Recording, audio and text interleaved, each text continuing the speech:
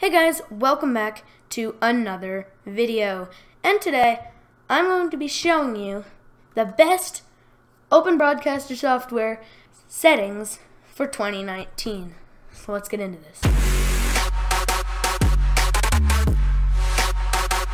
So first I'm going to show you basically, if you didn't know, like how you can make it actually record and show your desktop and everything. But if you want a full tutorial on pretty much how to use it, how to use OBS, then you might want to go somewhere else. I don't like doing tutorials like that, so goodbye. Come back to this video when you know how to use OBS. But anyway, I'm going to be showing you how you can add a desktop capture.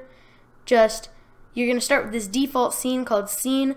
You can right click on it, hit rename, and name it whatever you want. I'm going to name it Desktop, hit enter, and go to the sources, click add, and then display capture for desktop, create new, name it whatever you want, hit OK, and then pick which display you want to record. Now I only have one display, and there it is. Hit OK, and it does this sort of tunnel thing just because it's capturing the display, but I have OBS open right now, so that's how it works. And if you click this little eye, we can just make it not visible and just have this black screen.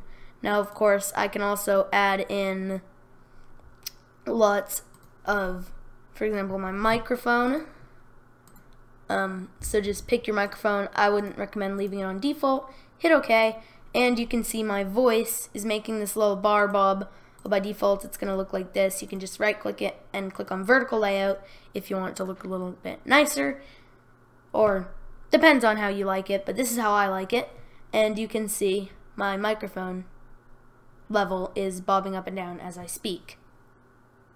Alright guys, so now we're going to be actually getting into the specific settings part of this video, which I know is what y'all probably came for. Anyway, so just to begin, we're just going to click on the settings button to open up this menu where we can pick all the settings. Now under the general tab, there's not really much that's going to affect your recording, so we're going to move straight on to the video tab, which is the first things that we're going to want to change for our recording.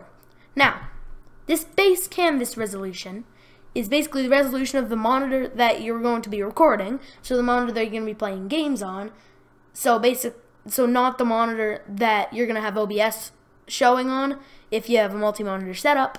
I don't, I just have this one monitor anyway, and it's a 1080p monitor, so I'm going to want to select 1920 by 1080 because that's the resolution for 1080p.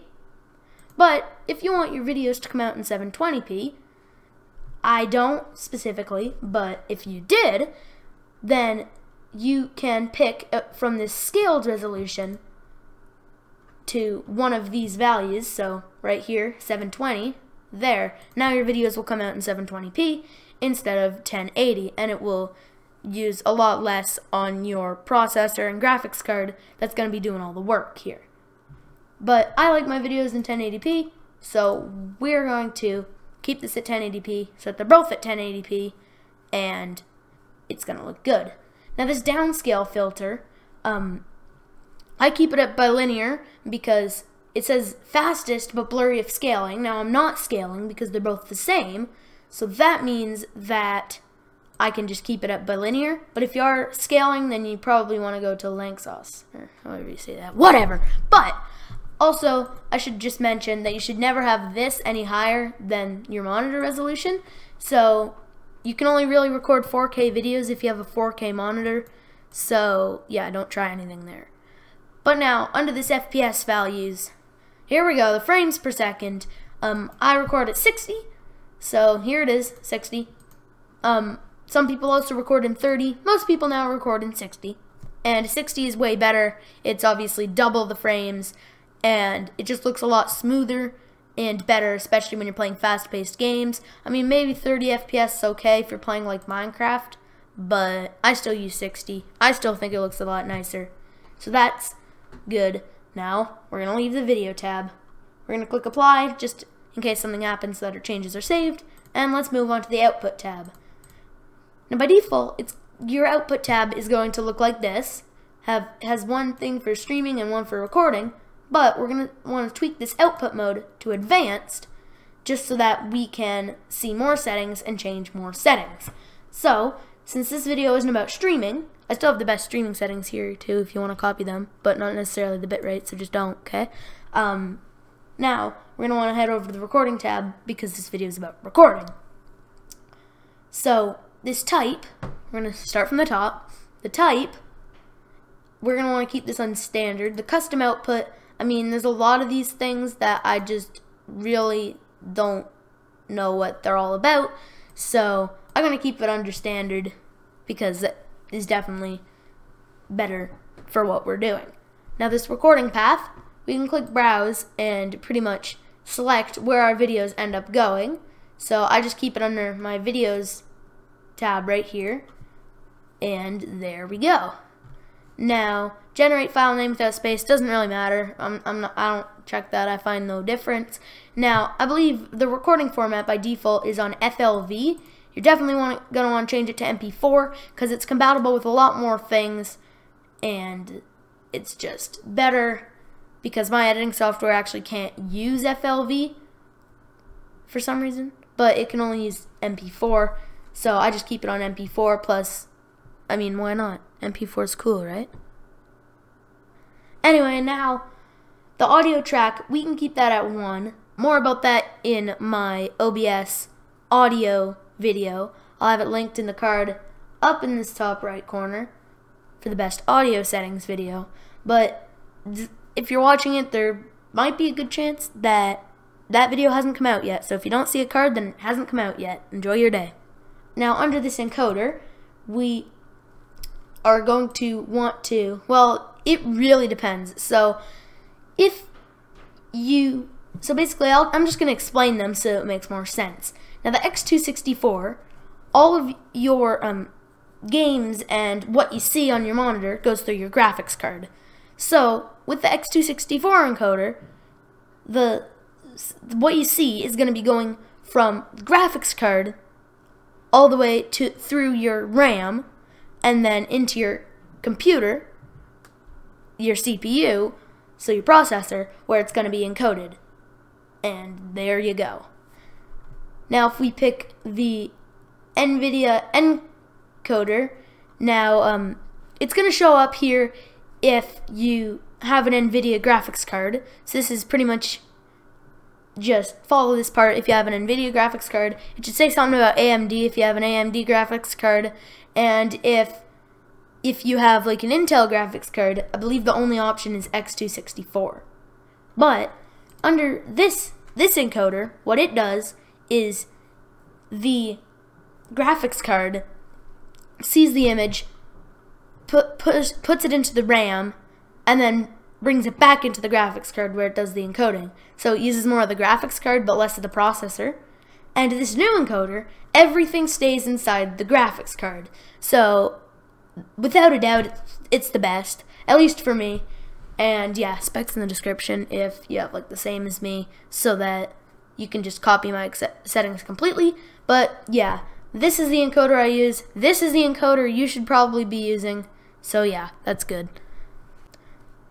Now, here on the custom muxer settings, you don't really want to put anything there. Now, under this rate control, I'm just going to keep it at CBR. I don't exactly know the differences, but I think that CBR is the best. Just from testing, and we're going to use CBR.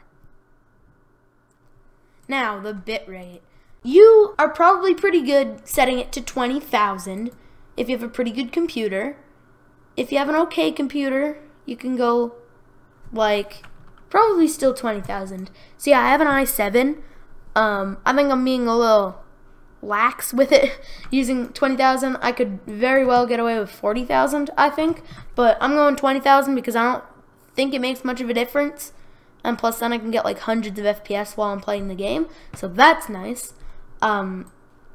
But if you have like an i5 or something, you could probably still keep it at 20,000, maybe go down to 10,000, but yeah, that's just my opinion. 20,000, mess around, see what looks good, see what's a good balance of FPS and quality for you. It really depends on your setup and what you have. Now the keyframe interval, you should just keep it at 0, just do it.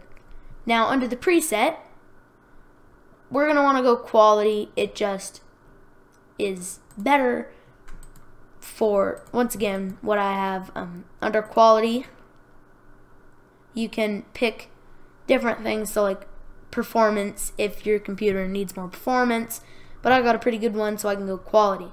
Now this profile, we can go high and look ahead, and psycho-visual tuning, I like keeping them on. So yeah, you see enables encoder settings to optimize the use of bitrate, but it uses more CPU, so if GPU, so if you don't have a good graphics card, then maybe turn that off. Same with this, it uses more GPU, but it will increase visual quality, but it'll use more GPU. Again, I have a fine GPU, so we're keeping it that way.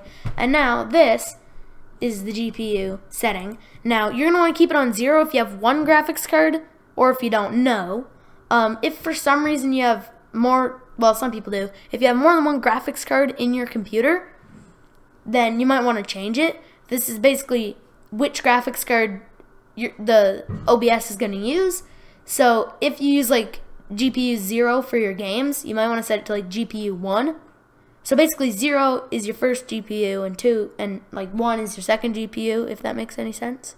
But I'm just keeping it on 0 because I have 1, and that's good. Max B frames, we can just keep it on 2. That's good. Alright, so we are going to click apply, and there we go. Thank you guys for watching. See you guys next time. Have a nice day. Bye!